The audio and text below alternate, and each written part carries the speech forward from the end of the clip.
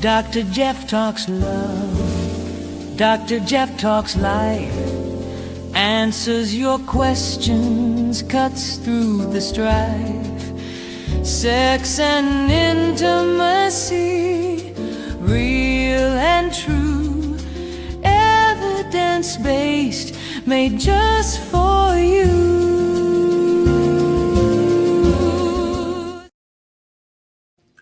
Greetings and welcome to Dr. Jeff Talks About Sex and Intimacy, where we explore the science, the stories, and the soul of sexual health. I'm your host. I'm Jeff Albaugh. Today, you're joining us for episode 50, Healthy Masculating with LeRoy Gordon.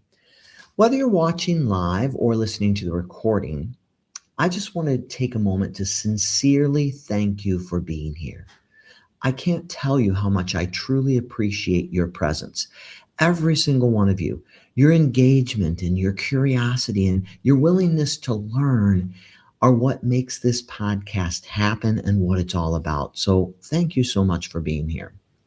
Well, we are connected across so many platforms. You can follow us on Facebook. You can follow us on Facebook. You can follow us on YouTube. You can follow us on LinkedIn. And if you're on X, we love our X people. But if you want to submit a question, hop over to YouTube, LinkedIn, Facebook, StreamYard, so you can interact with us directly.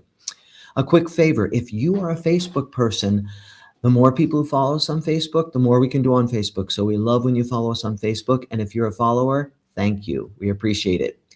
Visit the website. On the website, you can pull up and watch all the previous 49 episodes with all the incredible guests. There's so much good knowledge there, and I hope you can glean from that knowledge because it's really some wonderful information. You can also pull up the calendar and see what's coming up all the way through March. We've got some great, wonderful guests coming in, and we're going to be talking about some fun subjects like we are tonight, and really interesting subjects that will hopefully help you live a more wholehearted, beautiful life. And so go to the website. You can take us wherever you're going. You can take us in the car and you can stream. We'll be right there with you streaming on your favorite streaming service like Spotify, like Amazon Music, iHeartRadio. When you're working out at the gym, when you're in the car on those long road trips, take us with you. Learn more from Dr. Jeff Talks About Sex and Intimacy. As always, I like to take a moment to remind you that everyone is welcome in this space. Whatever your sexual orientation, whatever your gender identity or your relationship style, you are welcome here. And we are so glad you showed up. And you matter. You matter to us and you matter to others. So we really appreciate you. The mission of the podcast, really, what is it all about? What do we do? It's pretty simple. It's just to empower and enlighten you with the evidence-based scientific information you need to improve your sexual health and deepen your loving relationships.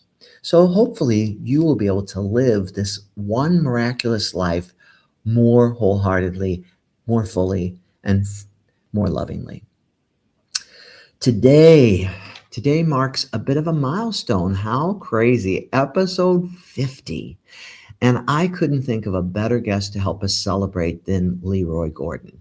He is the creator of groundbreaking concepts like the one he's going to talk about tonight, healthy masculating. I love that term. If you've ever wondered how masculinating can be reclaimed in a way that nurtures connection, emotional presence, pleasure, and wholeness, well, guess what? This episode is definitely for you.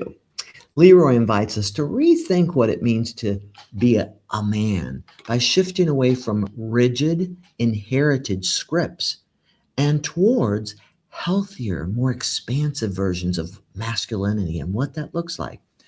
Ones that support better intimacy, better relationships, and better lives. Love better. I always tell my patients, my favorite word is better when they come back to see me. We're going to explore how men can embody, how they can embody power, their power without domination, vulnerability without shame, sexuality without fear. So, settle in. Episode 50 is all about healing, integrating, and reimagining masculinity in ways that strengthen both individuals and relationships. So, my guest today, LeRoy Gordon, he's an educator, he's a speaker, he's a men's wellness strategist, known for pioneering the concept healthy masculating, a practice centered framework that helps men develop emotionally integrated, relationally connected, and sexually healthy ways of moving through the world. With a background in men's behavioral health, embodiment practices, and community leadership, LeRoy has spent more than a decade guiding men through personal transformation. His work blends emotional literacy, somatic awareness, and culturally informed conversations about masculinity, helping individuals shift from outdated, restrictive norms to more expansive, life giving expressions of male identity. Through workshops, coaching, and public speaking, LeRoy Gordon has become a powerful voice in the movement to redefine masculinity in the modern age. His mission simple: to support men in becoming healthier partners. Sounds good. Healthier, better fathers, better lovers, and humans. Gosh, we all need more of that. One conscious step at a time. I am so excited to welcome my guest, LeRoy Gordon. Welcome. Oh, Vic, there we go. Welcome, LeRoy. I'm so glad you're here. Great to have you. See. All right. Looks like Mike is up. Jeff, thank you so much for the introduction. Very generous. I really appreciate you. Appreciate you being here, allowing me into your space, and really love your energy. Feels nurturing. Feels like conversation, a way of sharing and speaking to each other that I think a lot of men would benefit from, which is why I really love this conversation we're preparing to have. Definitely. I am so excited about your topic, and I can't wait to hear everything you have to say. I will be back with you in a little bit, but right now I'm going to hand it all over to you so you can tell us about healthy masculinity. Thank you. So, friends, listeners, also extending my greatest thanks to you for allowing me to be here and share a little bit of what I've been working on with all of you. And the question is, how can we as men healthily masculate? And I think the first place I want to go from the title is thinking about manhood, how we show up as men, what is masculinity. And I've come to believe that there is no one way that we do this, whereas the society we tend to be reared in as men tells us that we have this little box that we have to fit into. And my kind of idea around how we healthily emasculate is to get out of that box, get rid of the box, get rid of what traditional masculinity says we must do, and perhaps even include some of that in things we can do to healthily show up as men, but kind of reform what we have seen masculinity as, and both as individuals and as a society, redefine, recreate, build for ourselves, and do something that's a bit healthier and perhaps benefiting the world in a different way. As it stands, we look at 90% plus of violent crime being committed by men, much of that against women and other groups. But the most common victim of violent crime is another man. So I think a lot of what we are doing on an individual level, but how we conceptualize the rest of the world and how we fit into it is going to be a big part of the conversation. So there's 5 ideas that I wanted to kind of put out there as discussion points, kind of contribute some of my thoughts around it, and of course, take some questions at the end. Those 5 ideas, just from a high level overview, are as men, we benefit from developing self-awareness. We benefit from getting to know the lived experience of women and other groups. We benefit heavily from learning to take greater responsibility for ourselves and kind of the state of the world, maybe an aspect of duty or care. We heavily benefit from getting in touch with our hearts, which is the biggest piece, I feel like, in loving better and growing more empathy. And finally, we have to ditch the lone wolf mentality. Let's bring it back to the idea around self-awareness. And I believe that when we're thinking about self-awareness, we're thinking of our ability to receive feedback or criticism. I think we're living in a moment today where there is so much feedback and criticism about masculinity, what it looks like. We've got, I feel like, the birth of a healthier masculine kind of idea, that there are many men riding this wave. They've gotten to the point where they've realized, hey, something's missing, and it's got to do with how I'm expressing myself as a man, and I can do something to change this. But we also have a lot of men who are on the incel train, the red pill train, and we're in a state of the world that is pumping just a lot of mixed messages around for men to absorb.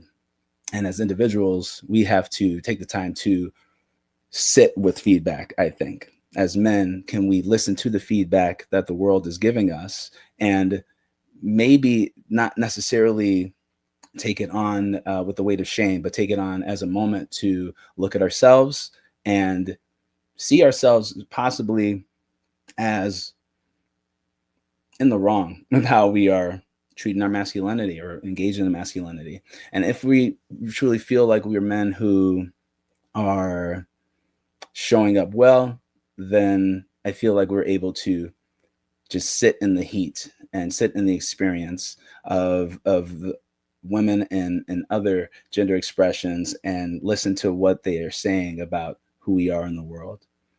And that's just one piece of it. We still have the kind of individual level of taking or having a level of self-awareness. So with our self-awareness, we grow to know ourselves. We grow to know our feelings, like our internal feelings, being able to name them, but also listening to our body. We get to know how we struggle, how we improve, the ways that we know work to support ourselves, and even the ways that we shine. These are all things that through self-reflection, self-awareness, we can engage with and find other ways to express in the world. And I think with that awareness, we are then setting ourselves up for a greater base of growth that will allow us to have a few better outcomes. And I just put that self-awareness piece out there as like just there's a base level of where any of us will benefit from any sort of growth.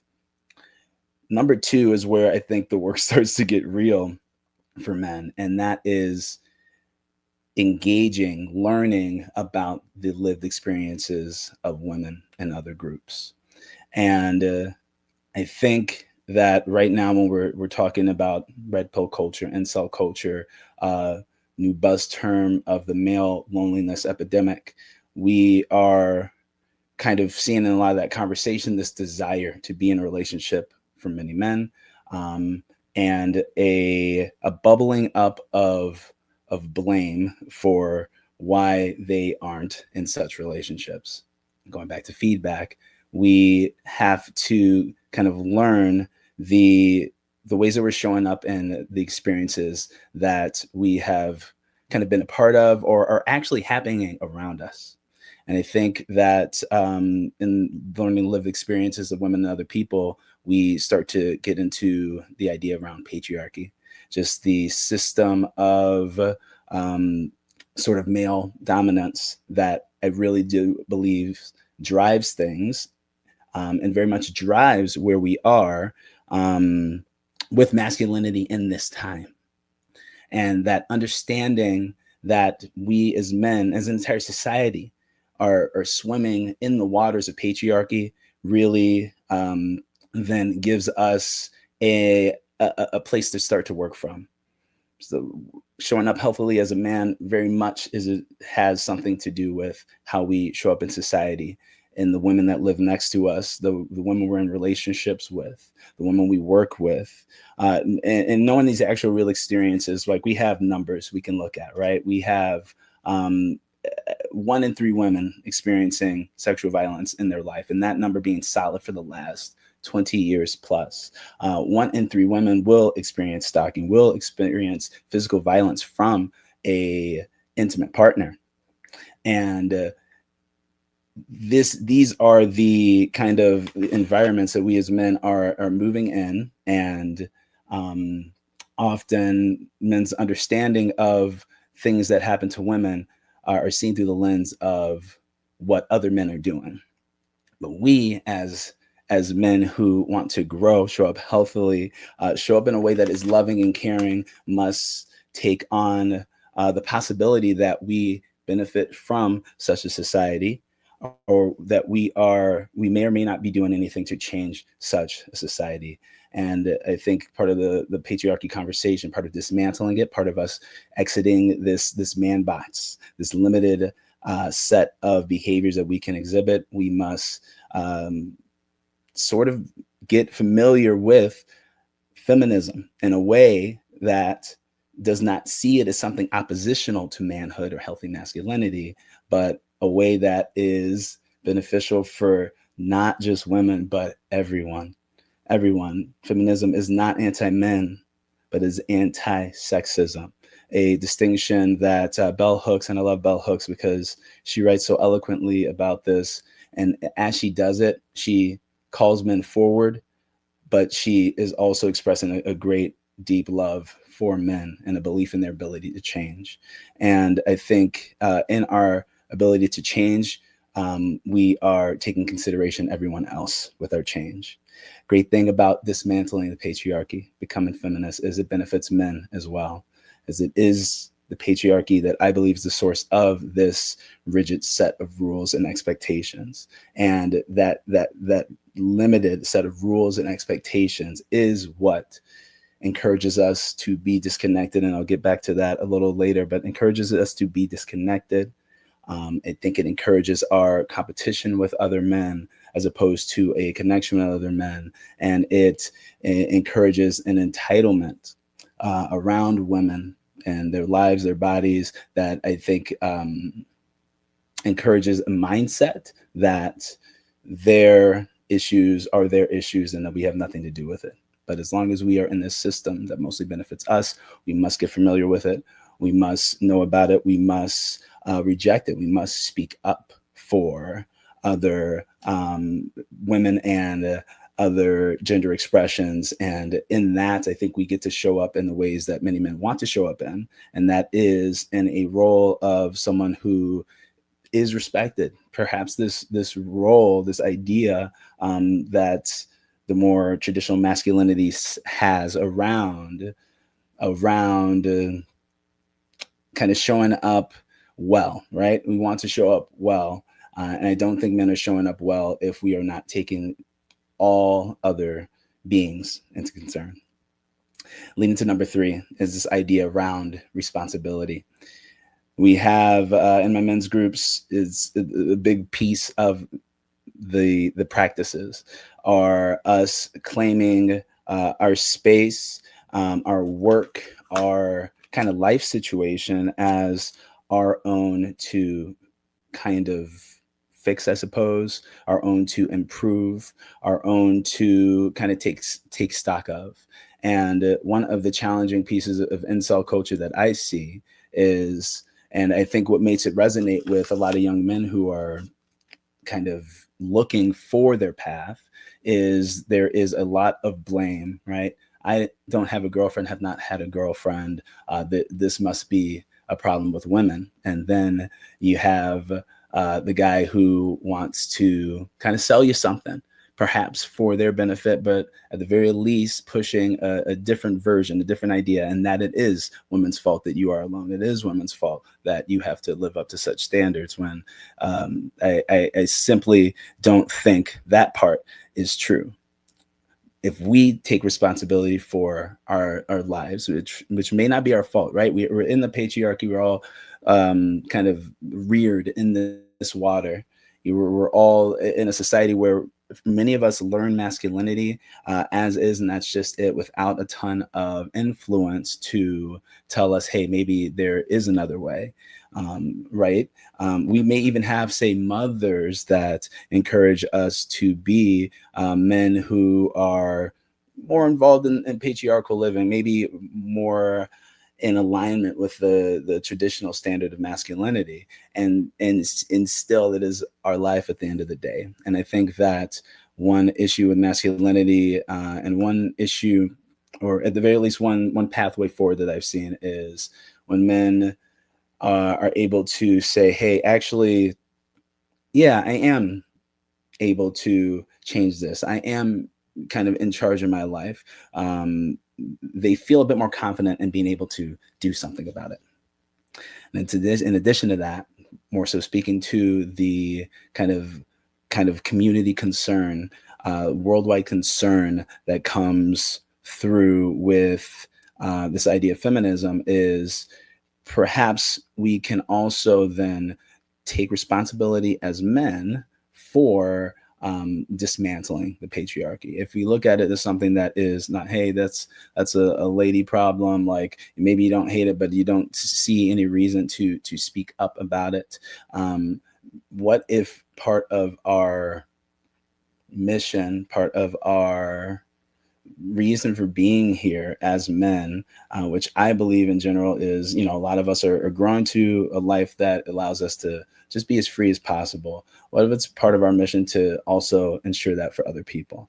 And I think that there is a level of confidence that comes through with that. And there's also a level of, now we're starting to back to a relationship idea. If you want to be a man who is more dateable, more attractive, now we're talking about someone who I'm seeing a more full picture of, as someone who is not just an individual who is moving towards their own goal and sort of in this patriarchal operation, which requires exploitation of the community, but instead someone who's looking to live and contribute more life to the community and more freedom for those around him.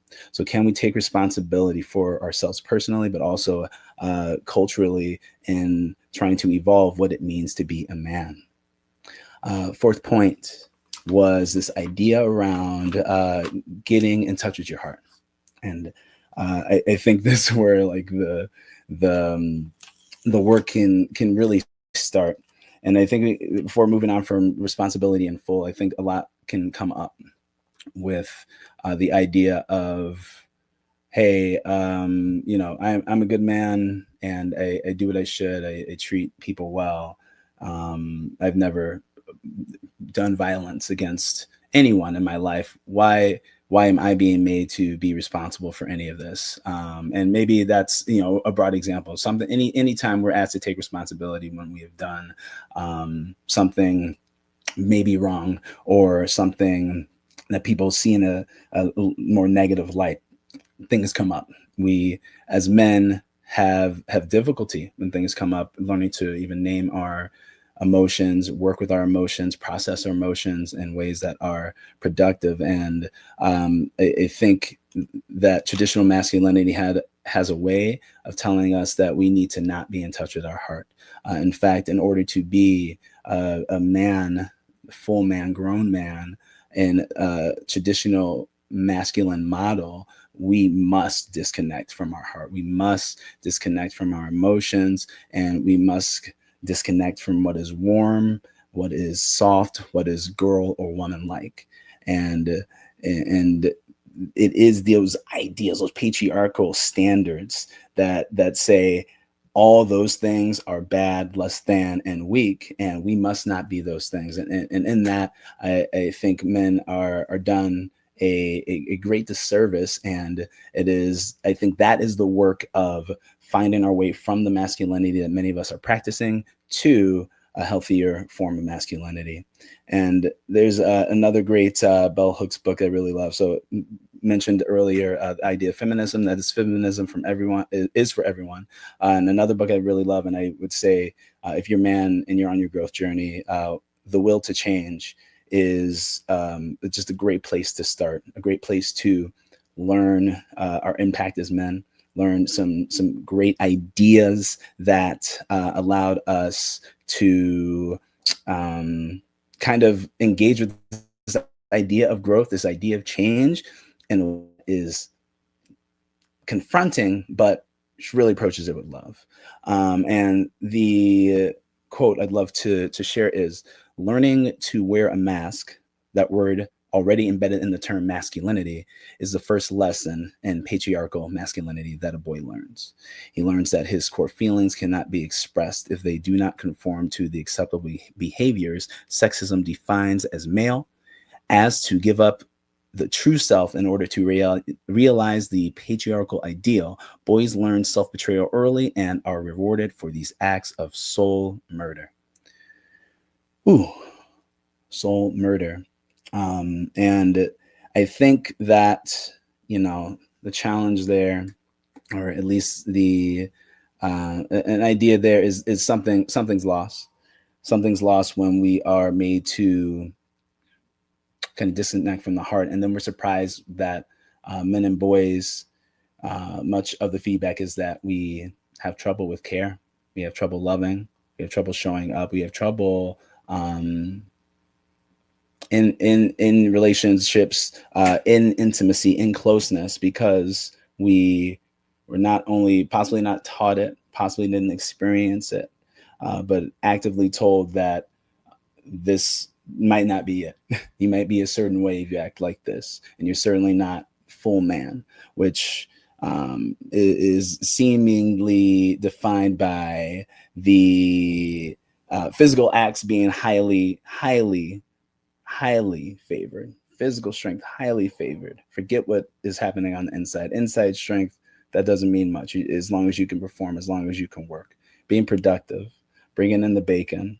A lot of men feel like that is their role happily. And a lot of men feel like that is their role and that there is something more. And many men are just in it, autopilot, and maybe not aware that it's meaning something for them. Something's missing from them. And yet we are engaging in all these behaviors. We are being faced with a ton of asks from society to change something, while we are performing what we think is love through providing, through this idea that we are protecting. And often those things are kind of missing the nuance that it needs in 2025. And what we're left with is sort of dehumanization. And in that dehumanization, I think that's where there is this perhaps challenge with identity. And going back to responsibility, while it may be the societal norms that may have put us in this state of dehumanization, it is once again our opportunity to bring ourselves out, to rehumanize ourselves by perhaps like recognizing this as our engagement with masculinity, and then taking that and transforming it, and developing, getting in touch with your heart, developing self-awareness, getting better with taking responsibility. These are places where now help comes into play. You're going to therapy to perhaps work with a therapist on the techniques that allow you to become more reflective.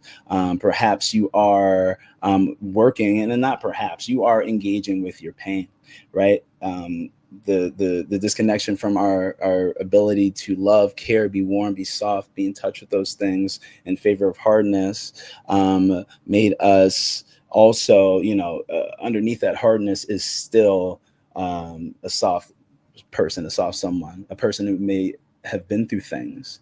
And we've got our rigid model, but we've also got, life that happens, trauma that happens, just like any other, human. Many of us, we don't escape without it.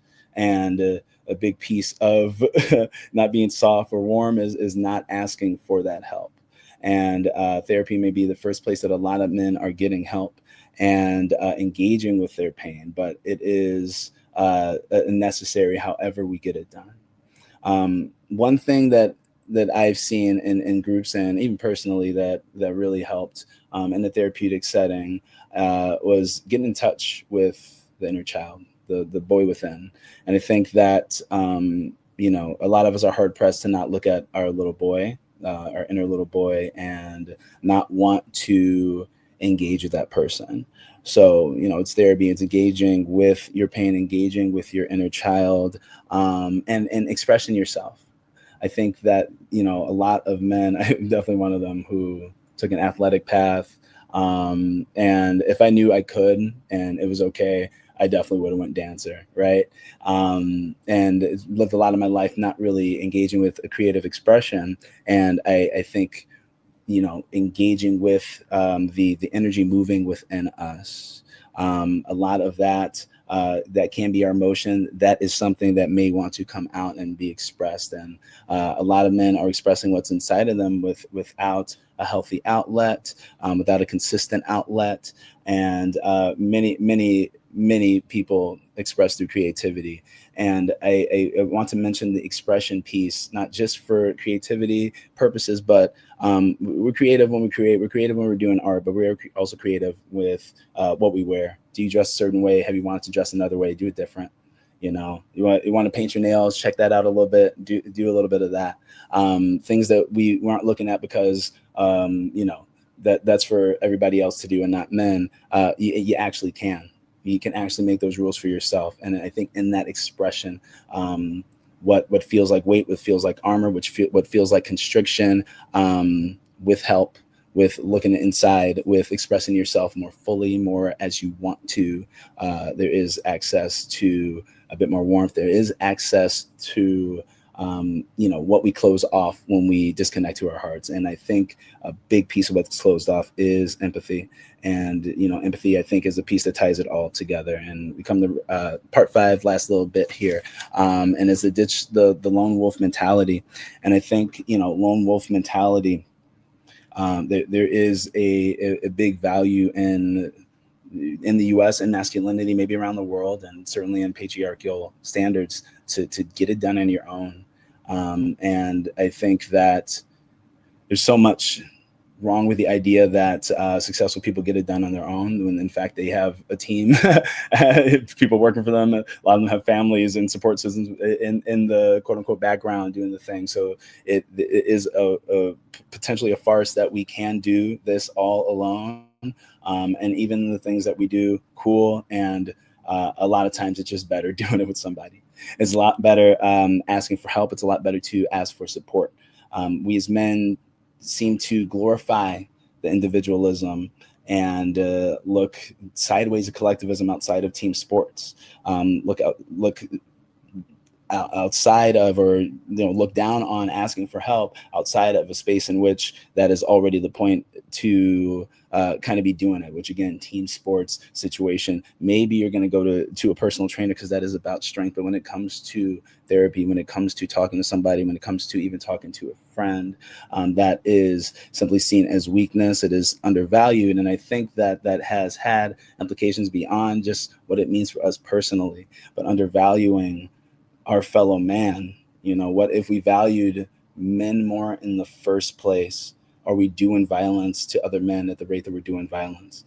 If we cared about the experiences of women in the first place, outside of the women we know, many incel men don't have women connections to know that, hey, this person is a human and not an object, and they have experiences. And if you had empathy, perhaps listening to their lived experience would move you to do something about what's happening to the rights of women in the US, where we're seeing the death of people, women, because they can't get abortion care, where the wage gap is still 77 cents to the dollar across the world. Maybe if you are in touch with empathy, you're caring more about that, doing more about that. Maybe you're caring more about the rights of all groups.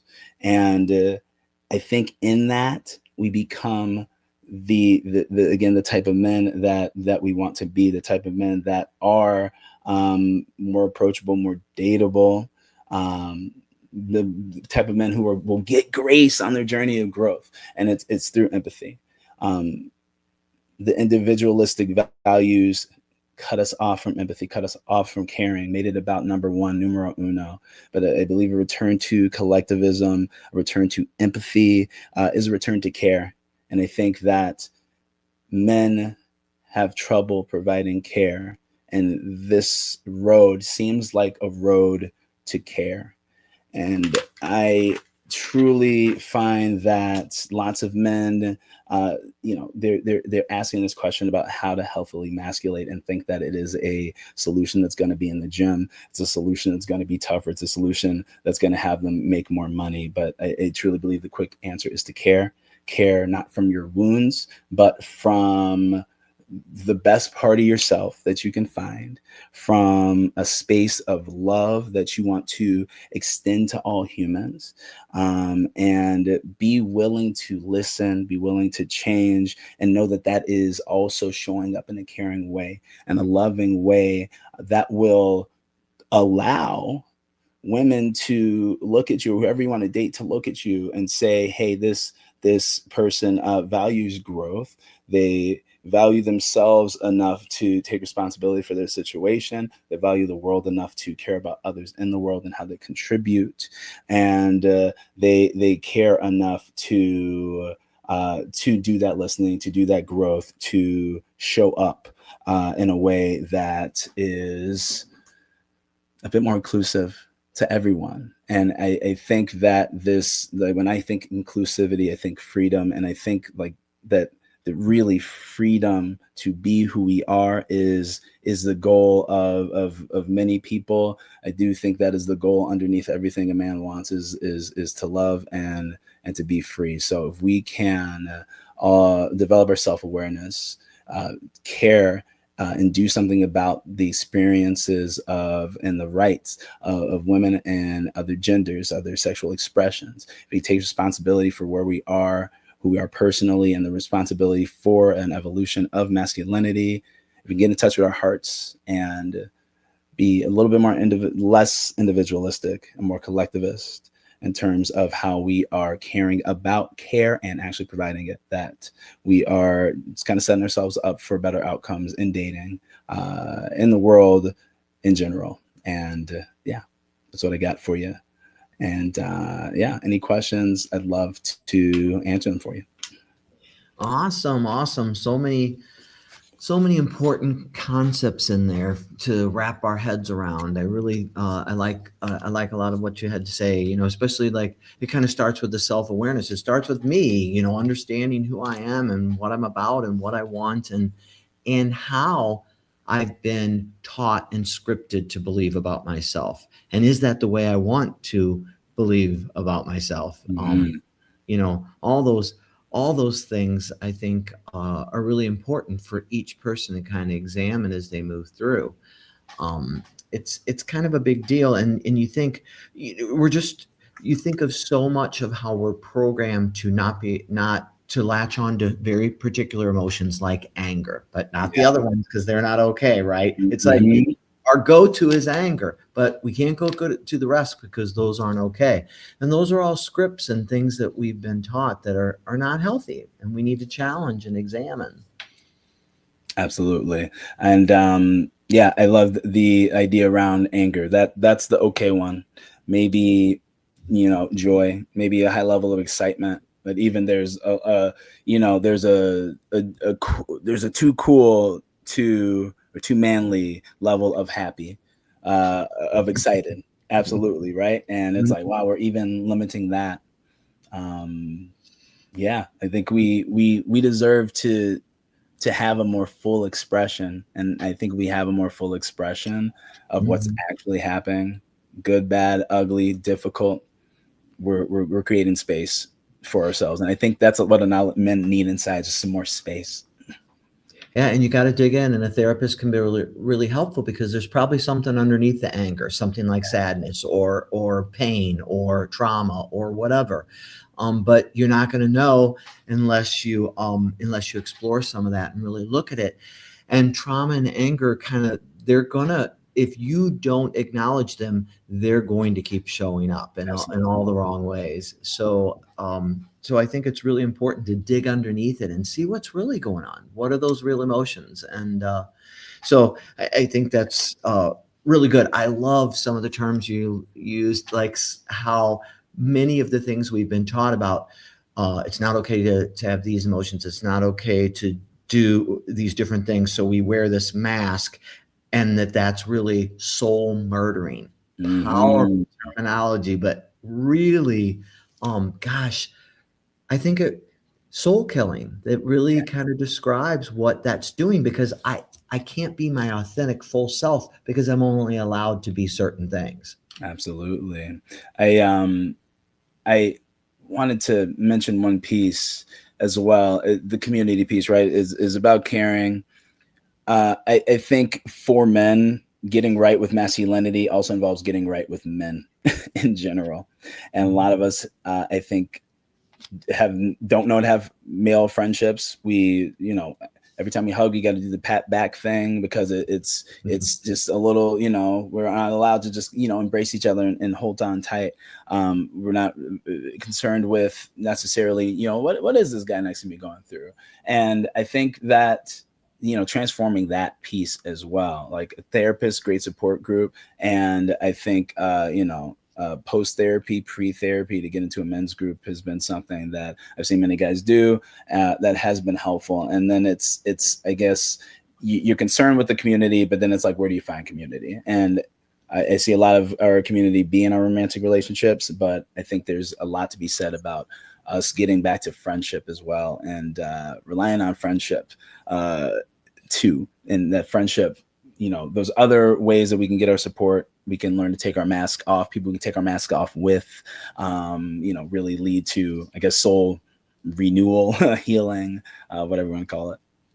Yeah, I think, and that leads into what I was thinking as well about, Daniel Goleman. A lot of people know him from his book, Emotional Intelligence, but he wrote a second book on social intelligence that showed study after study that shows we are hardwired for connection with each other. It's not optional. We are literally hardwired for connectivity with other human beings, male, female, with other people. We have to bond with them.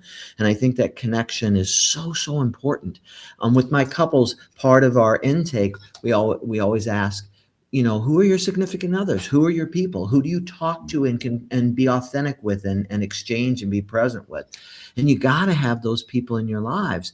So I agree with you that especially having your loving mate is one person, but they can't be every single thing to you. So you need other people in your life, friends and family who are your people, period. They're your people you can show up and be authentic with without feeling judged, that you can have real connection, feel valued and seen by, and they feel the same with you. So I think that's so important. And I really like that you emphasize that point, in addition to the work you need to do on yourself, connecting with others. Because our go-to is, I don't need anybody. I got this. I can do this all myself. Even with our partner, I got this. I got this. Absolutely. And I think, that is part of the work. That's part of the work on yourself. And the piece of it being, work doesn't have to be called work, but it's not necessarily easy to do. There are comfort zones that we have to step out of. We can't expect friendship to fall into our laps like it did if we were, doing classic school, just become the friends with the people around you. But a lot of us aren't around people outside of work, perhaps a gym where we then put our headphones in and then don't go talk to anyone. So there's a level of finding the spaces, appropriate spaces where people are looking to connect, and knowing that takes a little more work than it used to earlier in, our lives as individuals. But overall, when, maybe, society is becoming a bit more disconnected because of, devices, ease of communication through other means, all the things, we got to put a bit more effort in finding those other spaces where we can find that, not just for the sake of support, but we just want people in our lives because it enriches for fun. And they will often become supports. Yeah. And they so do exist. They're out there. They're in churches. They're in communities. They're in barbershops. They're all over the place. You do have to look, and you do have to get into them. But if you we're doing an episode coming up I'm super excited about in the new year called Put Down Your Phone and Pick Up Your Life and Your Relationship. So can you unplug? Can you look around you? Can you listen? Can you acknowledge the people around you? Because it's around you, it's there. But Yes. nothing will ever substitute for human to human true interaction. Not through a video screen, not through whatever, but eye to eye contact builds up dopamine. It causes a lot of different chemical reactions and synergy. So I think it's super important. And I love all the ideas and things you say around that. So it's really good. We got some good questions here. The first one is, I grew up with very rigid messages about what it means to be a man. Don't cry, don't need, don't depend. How do men begin to unlearn those messages without feeling like they're losing their identity? I think that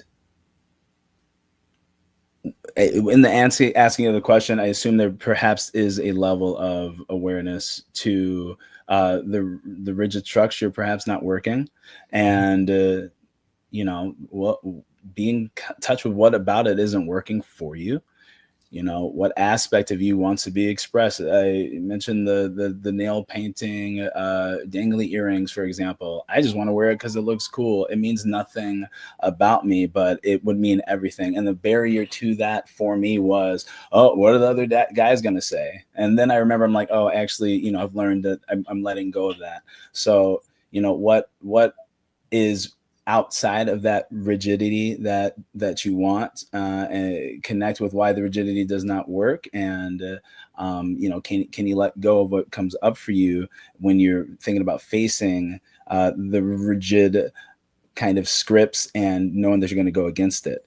And in terms of losing identity, I would then kind of invite you to think about, what are aspects of your identity that are inherently man, or masculine individual, and can that just be inherently you, inherently the type of human you are? Can you perhaps, being a man, being masculine, having some qualities, I think there's very important to be connected with that. But I think if we take a lot of those things, and know that the cost of us feeling like a man or manly is the cost of us wanting to step outside that box, wanting to step outside of that rigidity. And over here, it might be more of us.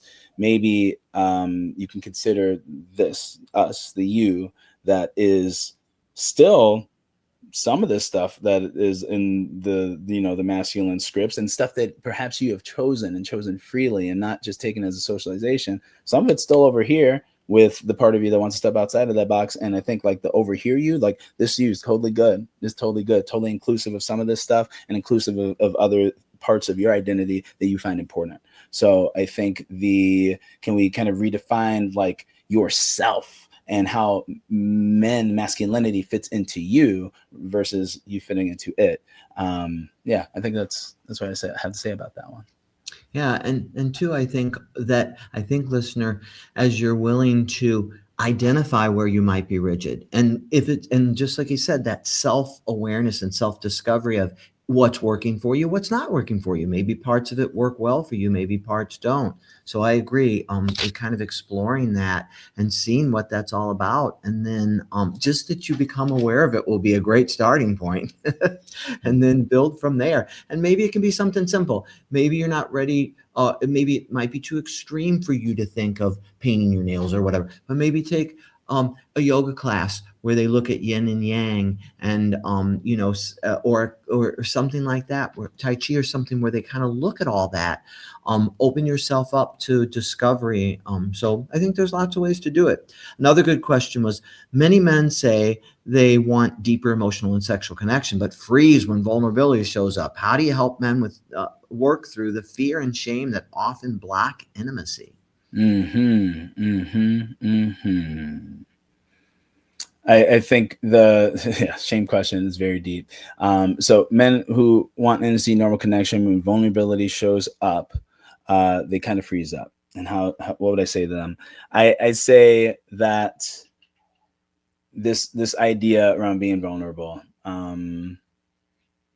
let's even pull it back. The idea of being in a relationship, like what is the value of that to you? And this is to the man in question, if not to be like to be known and to know this other person.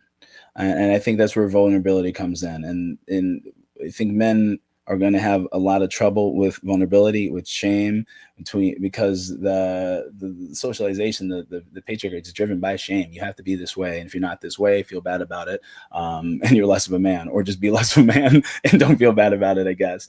But it's driven by shame. So we come up against shame often, and I think we have to turn away from it often. And now I'm in shame with this person I love, who I also want me, if I'm, under the traditional masculine script, to see me as strong. And when you're asking me to be vulnerable, asking to show these deeper sides of myself, maybe parts that I don't let many people see, maybe I haven't let anyone see, is very scary. I think that the most important thing we can do right there, and if I'm doing this with a man on my men's group, is just to remind them that this information, this part of themselves that they're sharing with me, is for here. It's for now. It's for me to support them. I'm sitting, listening, in love, not in judgment. And I think this fear of judgment, this fear of being seen as less than, is something that we're taking care of. And I think it's a big question, because I don't think it's a one-time sit, a one-time conversation, a one-time fix, but to be a supportive partner, to say maybe what like inherently, maybe that, if I'm showing up, I want to be known. I'm assuming this person is going to use this information against me. I'm assuming this person does not see me as different, as less than, as weak. I think a man, who struggles in this might need that reaffirmation, might need those reminders. And as a man, like if you're listening to this and you struggle with vulnerability, assume the best of people, and trust the right people. But those are another conversation. But I think we, in that reaffirmation that no judgment is here. If you truly love this person, want to support this person, no judgment's here. I love you. I trust you. I want to know you, and nothing you can say in this moment is going to change how I feel about you. Where we can fit those things in, I think, is where we can support men in vulnerability. Yeah, great. And, I would also recommend, listener, that you look at Brene Brown's work, because she is a shame researcher and she's done all the great work on vulnerability and shame.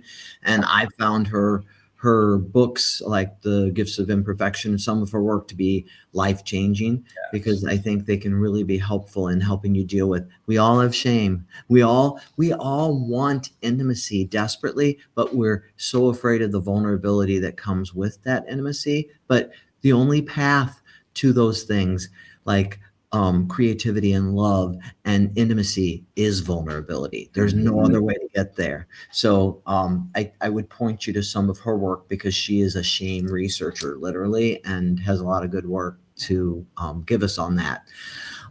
Gosh, there's so much good information, and we could talk all evening about it, because there's so many cool things going on with it.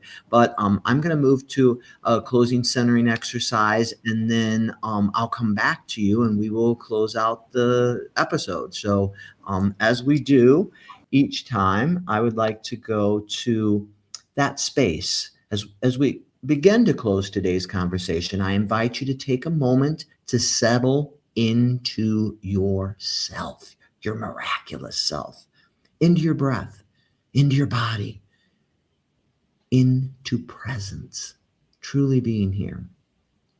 If you're able, place both your feet flat on the ground. Let your hands rest gently on your thighs or at your side, wherever it's comfortable. And then remember, we love to breathe on Dr. Jeff Talks About Sex and Intimacy. Breath work is powerful. Take a deep breath in your nose and slowly exhale through your mouth. Continue that pattern of deep breath in your nose, slowly exhaling through your mouth. Ooh, allow your shoulders to drop. You feel that tension in there? Let them drop.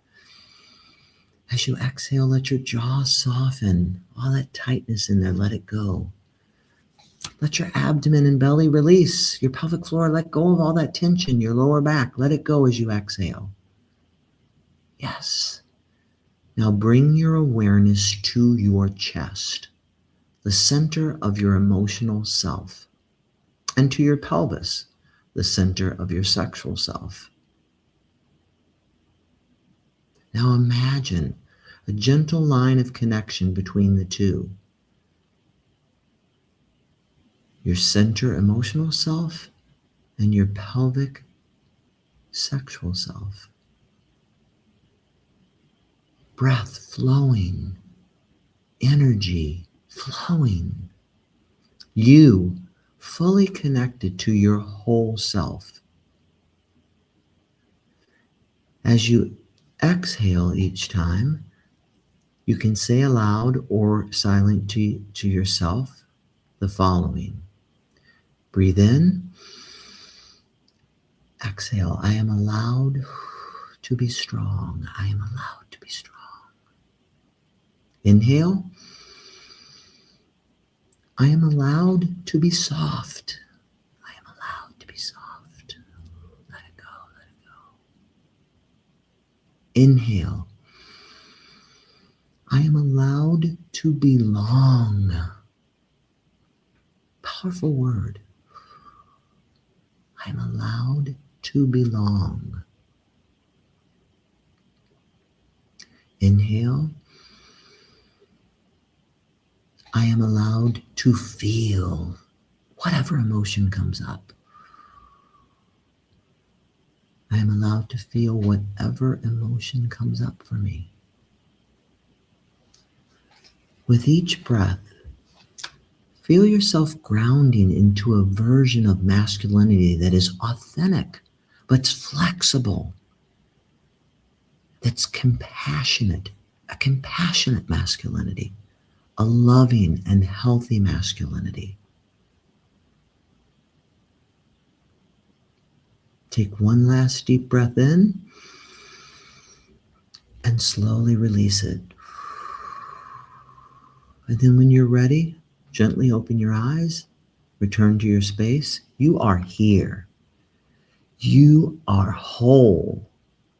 And you are worthy of love and being loved.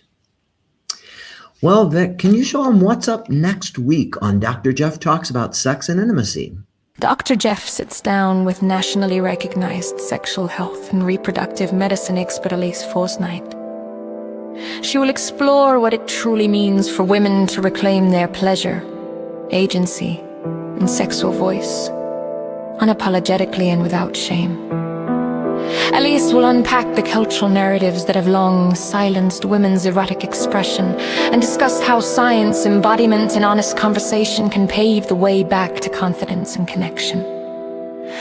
Join us on December 23rd at 7 p.m. Central Time to learn more.